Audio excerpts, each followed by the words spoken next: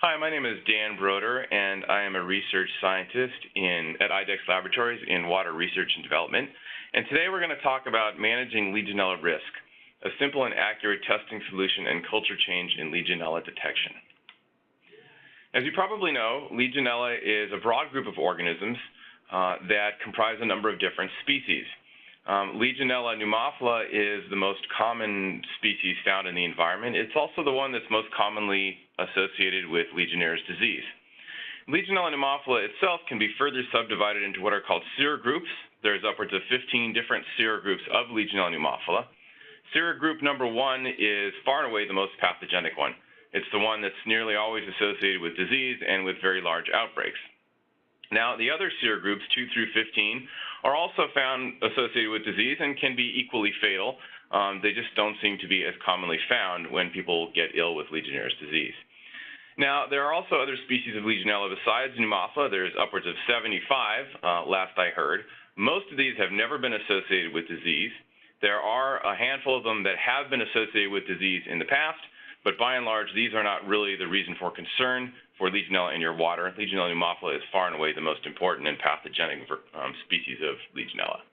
Now, the reason why I say that has to do with data that is collected internationally.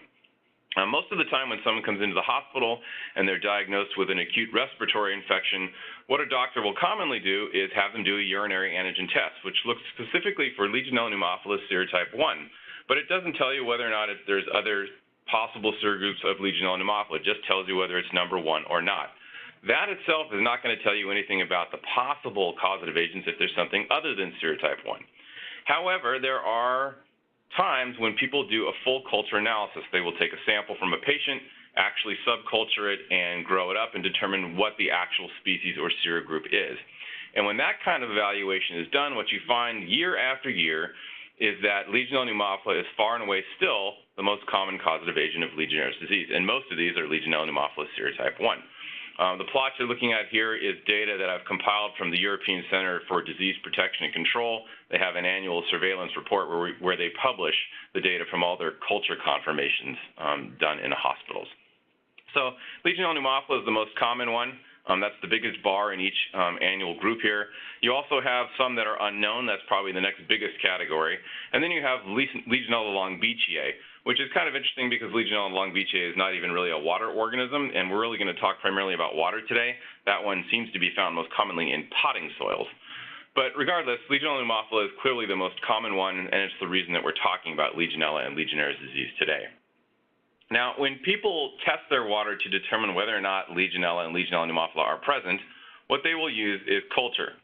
Culture is the gold standard, and what you're looking at here is an example of that. This is a BCYE plate, which stands for buffered charcoal yeast extract, and it's the common base media that nearly all culture-based methods utilize.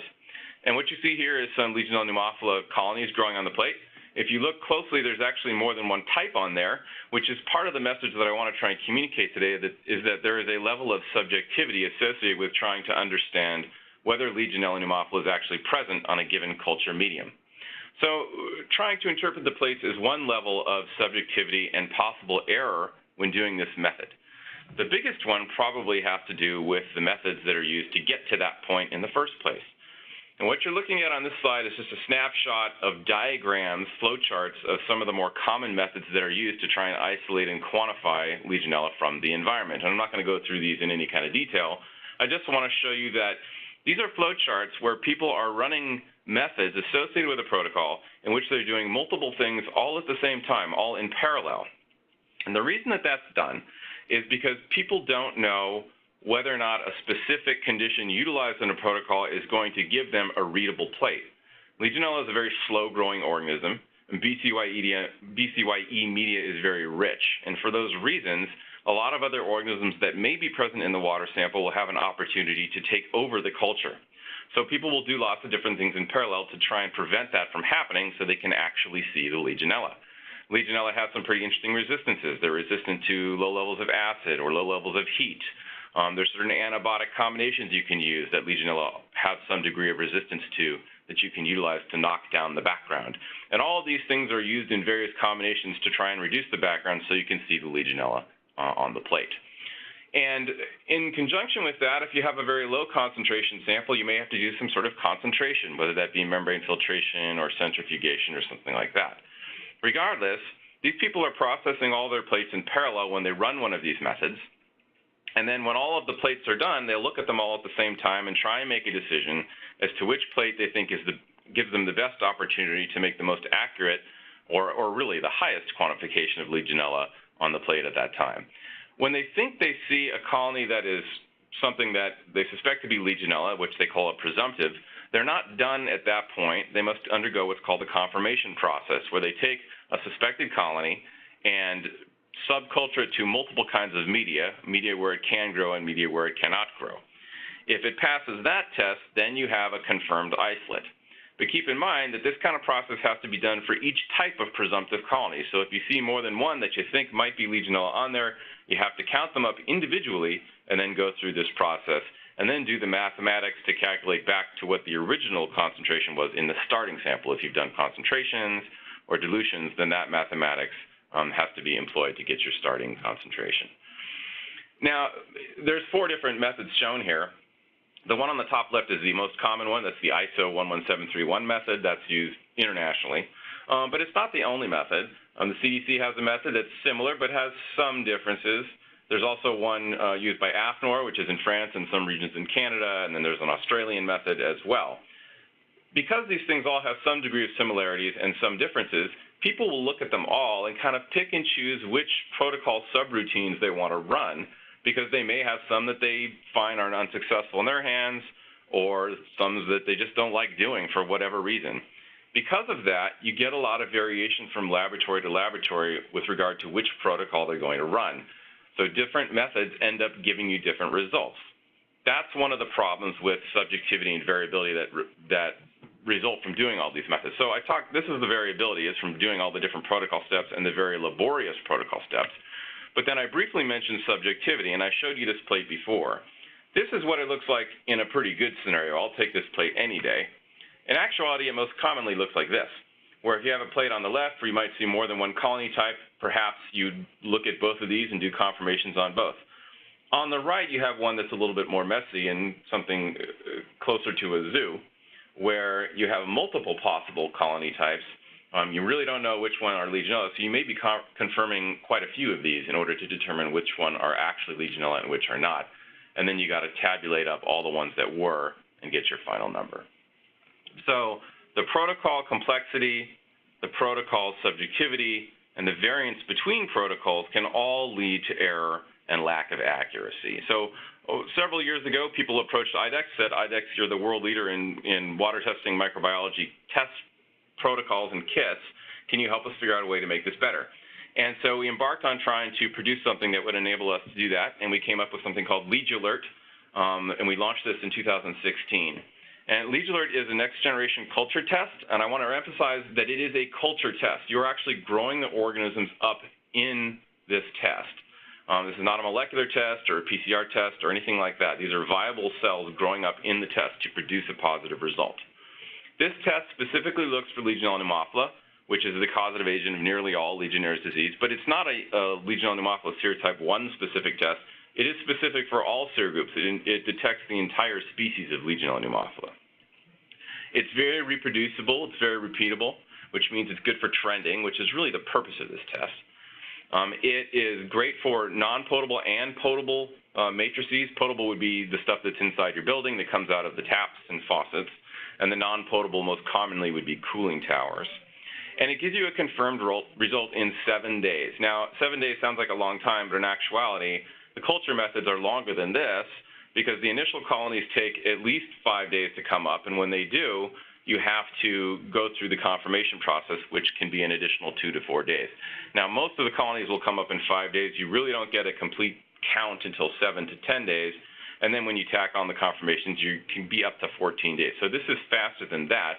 Plus, it's a confirmed result, which means that you don't have to do any subsequent subculturing to determine whether the result is correct. Once you see a positive result, that means it's correct. And I'll talk about some of the data that supports that statement in a minute.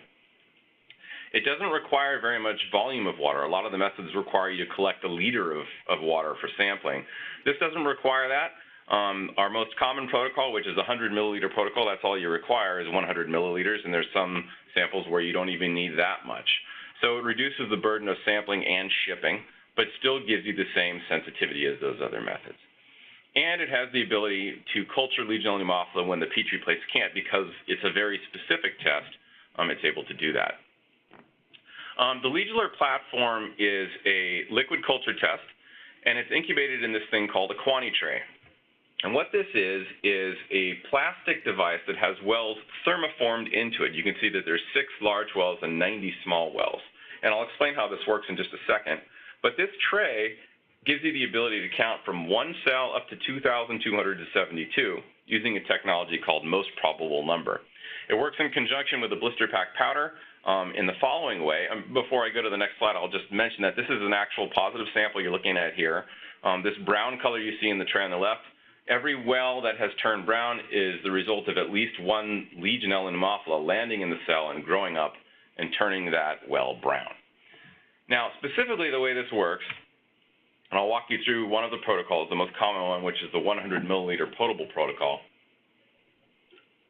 You start with a 100 milliliter water sample, and you quickly determine what the calcium-magnesium hardness is. And this is very simple. You just do it with a very quick dip strip. It's almost instantaneous. And the reason you do this is because calcium and magnesium, if they're present at high levels, can interfere with the test. So you simply test how hard the water is, and then you neutralize it with something we call the supplement, and that also comes with the kit.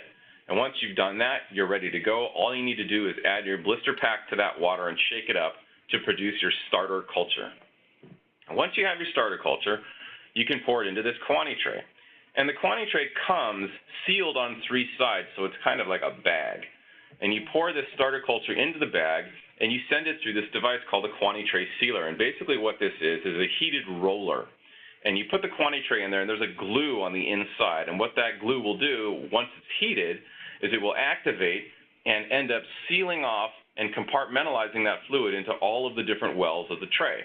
And the result of that is that each well becomes its own little miniature culture, totally separate and physically separated from all the other ones. So it becomes a binary question. If a cell has landed into one of these cells at the start, into one of these wells in the start of the incubation period, and you put it in the incubator, then it will grow up and turn that well positive. Now, you don't really know whether it started by having 1 cell land in a well or more than 1 cell land in a well. Either result would actually give you the same final output. The well would turn completely brown. In order to account for that, we have something called most probable number, which is a mathematical algorithm for estimating the random distribution of particles in water. So if you have 1, 2, 3, 4, or 5 cells that land in a well, any of those situations could give you a positive well, and the most probable number allows you to determine what that number is most likely to be. So you count up the wells here. In this case, it's about 6 large wells. Not about, it is 6 large wells and something on the order of 25 small wells. You count those up, you plug them into a lookup table that's already done the math from that algorithm for you, and it will tell you what the concentration of Legionella pneumophila is in your starting sample. Now,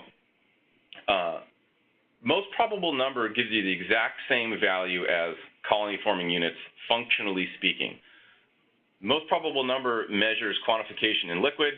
Colony-forming units measures it in solid. There is no translation between those 2 units. They're exactly the same. They're totally interchangeable. In the same way that grams and milliliters of water can be directly interchanged. So this is a very easy test. As you can see, there's just very few steps. It's just one protocol, very straightforward to read, very straightforward to run. The question is, does it work? We've done a lot of evaluations for Legiolert. I'm just going to talk about a couple of the bigger ones.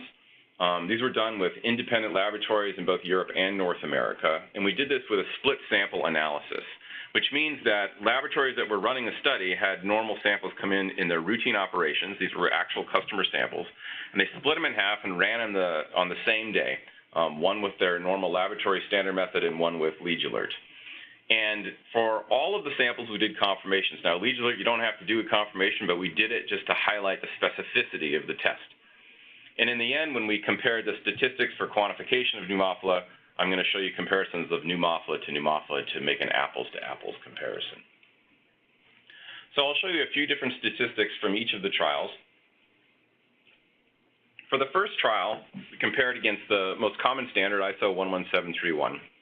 And there's a few different looks I'm going to show you. So the quantification and statistics we generate for this is derived from something called ISO 17994, which implies something called a relative difference analysis. And the way this works is, if you have a single sample and you run it with two methods, you get a data point for each method. You then take the natural log of each data point and subtract one natural log from the other. That's called the relative difference. So each little dot on this plot is a single sample relative difference value. Then you take all of those dots and you average them up. That's called the mean relative difference. Now, the shotgun scatter display here is just for visual purposes because so many of the dots were going to overlap. I kind of spread them out so you could see them all. So there's a lot of data here.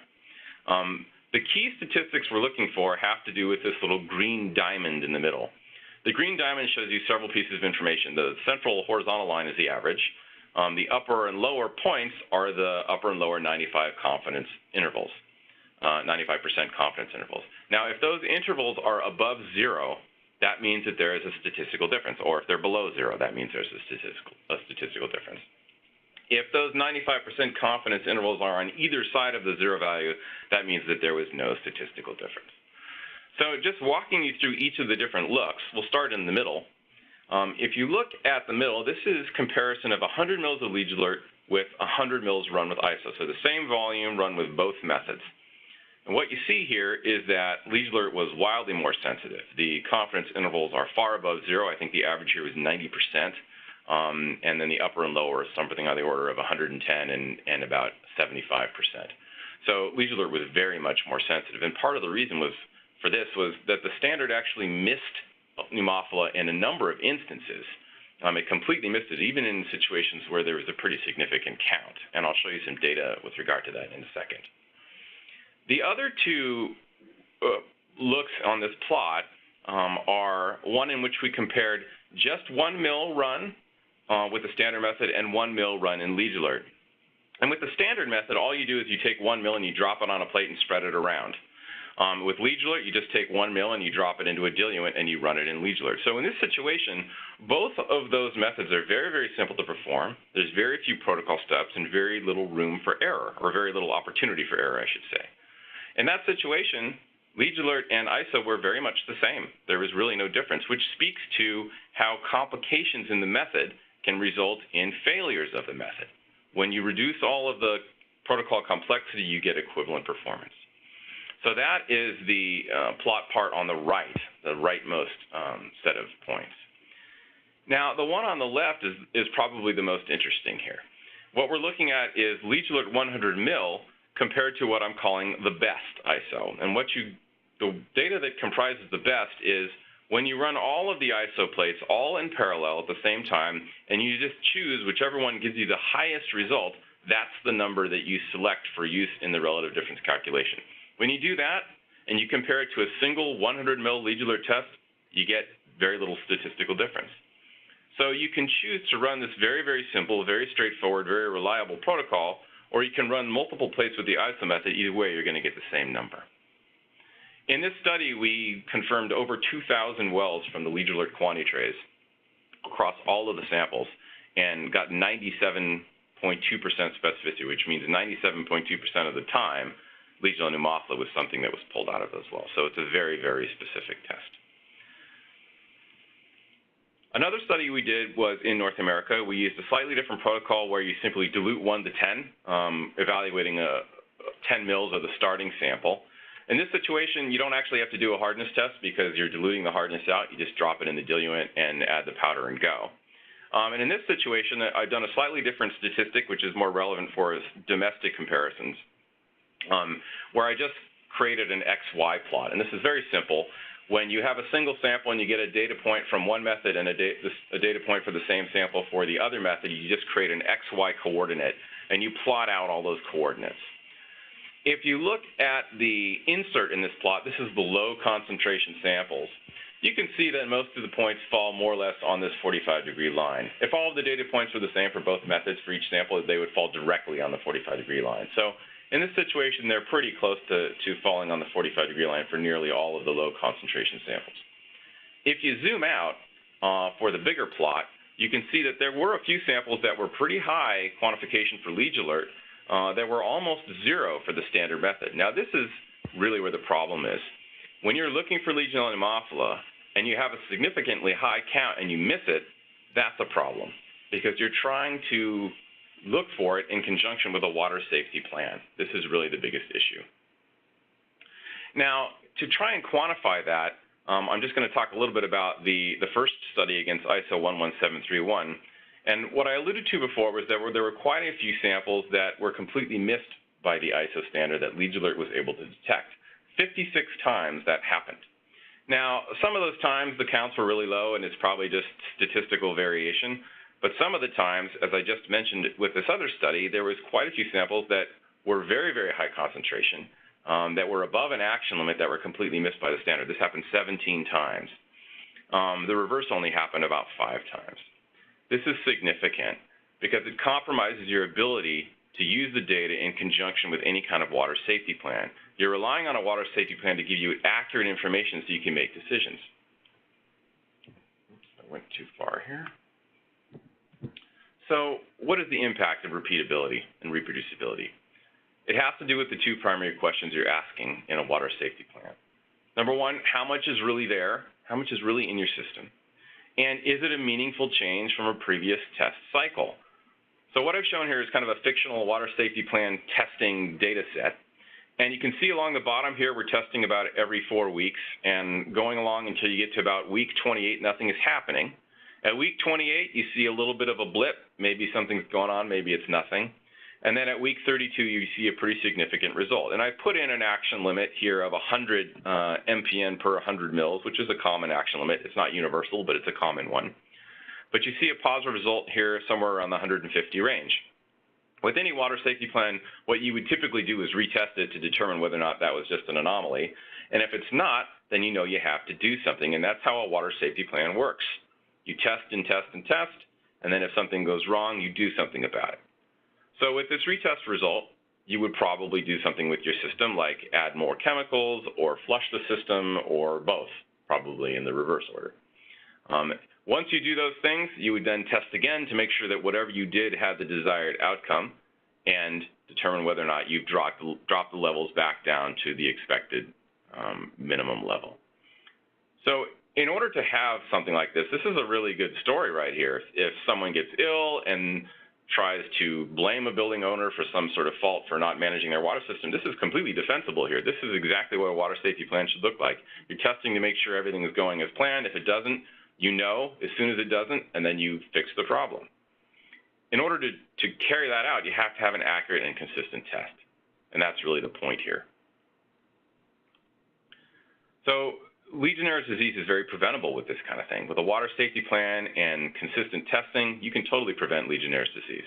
The CDC has estimated that 9 out of 10 times they find disease, it could have been prevented with a good water safety plan. But it's your responsibility to make sure the plan is working. With something like Legiolert, it gives you direct evidence of the need to remediate. There's very little subjectivity and interpretation,